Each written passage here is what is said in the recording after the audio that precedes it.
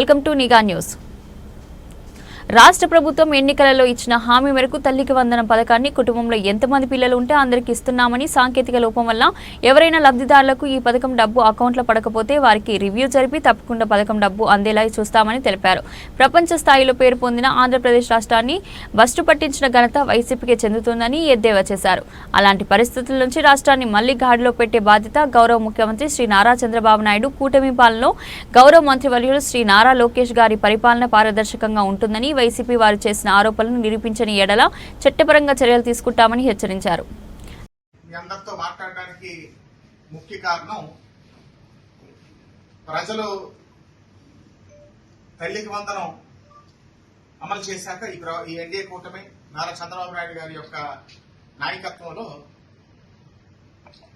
తల్లికి వందనం అమలు చేశాక ప్రజల నుంచి వస్తున్నటువంటి ఆనందం, ప్రజలు వ్యక్తం చేస్తున్నటువంటి సంతోషం, ప్రజలు ఎంత ఈ ప్రభుత్వం మీద చూపిస్తున్నటువంటి అభిమానం నిజంగా వర్ణనాతీతం. ఇది ఒక చారిత్రక ఘట్టం. ఎన్డీఏ కూటమి ఏర్పడిన సంవత్సర కాలంలో ఆ చిన్నారుల యొక్క తల్లిదండ్రుల యొక్క ఆనందం నిజంగా మాటల్లో వర్ణించలేదని నేను మీకు అందరికీ కూడా ఈ పత్రికాముఖంగా తెలియజేసుకుంటున్నాను. వైఎస్ఆర్ కాంగ్రెస్ పార్టీ నాయకులకి ఎలక్షన్ ముందు ప్రజల్లో ఉన్నటువంటి వ్యతిరేకత గ్రహించి అప్పుడే మైండ్ దొబ్బేసింది. వై నాట్ 175 అన్నారు, వై నాట్ కుప్పం అన్నారు, వై నాట్ మంగళగిరి అన్నారు. ఇలాంటి పేలాపనలు పేలి ప్రజల తీర్పుతో చరిత్రలో ఆంధ్ర రాష్ట్రంలోనే కాదు దేశంలోని ఎప్పుడు కూడా చూడనటువంటి తీర్పు ప్రజలు ఓటు రూపంగా ఇచ్చి బీపు బాయిగొచ్చాక తీర్పు ఇచ్చాక ఉన్నమతి కూడా దొబ్బేసినట్లు ఉంది.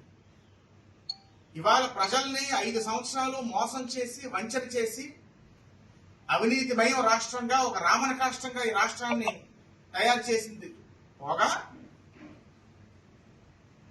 ఎంతో విశ్వఖ్యాతిలో ఉన్నటువంటి ఆంధ్ర రాష్ట్రం పేరుని అధోగతిపాలు చేసింది కాక ఇవాళ చంద్రబాబు నాయుడు గారి మీద, ప్రభుత్వం మీద ఏదో మోసం అని, మాట తప్పారని, వంచన చేశారని తప్పుడు ఆరోపణలు చేస్తున్నారు. మీరు ఏ రోజైతే ఒక దేవాలయం లాంటి ప్రజావేదికని కూల్చారు, 2014-19 మధ్యలో కొన్ని లక్షలాది కుటుంబాలకి అన్నం పెట్టి సమస్యలు పరిష్కరించిన వేదిక ఈ రాష్ట్ర ప్రజలకి, దాన్ని మీరు కూల్చారో ఆ రోజే మీ కౌంట్ డౌన్ స్టార్ట్ అయింది. అమరావతి రాష్ట్రం కొన్ని వేల కుటుంబాలు రూపాయి ఖర్చు లేకుండా ల్యాండ్ పూలింగ్ లో మన రాష్ట్ర భవిష్యత్తుకి సుమారు 30,000 ఎకరాలు ఇస్తే అసెంబ్లీ సాక్షిగా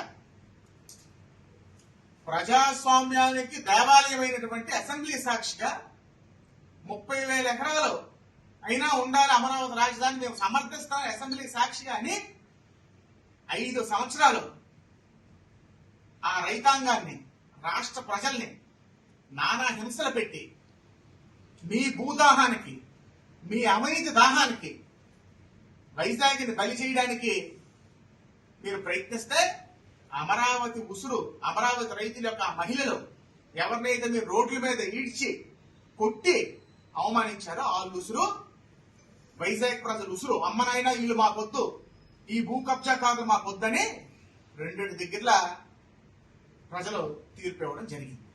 మాట తప్పింది మీరు.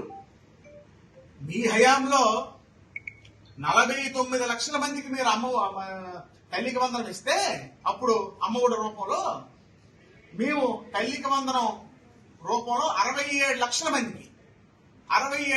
మందికి ఖాతాల్లో జమ చేయడం జరిగింది. అంటే ఇంచుమించు 25 లక్షల మంది దాటి ఎక్స్ట్రా మేము ఇవ్వడం జరిగింది. ఇది కాక మీలాగా తూతూ మంత్రం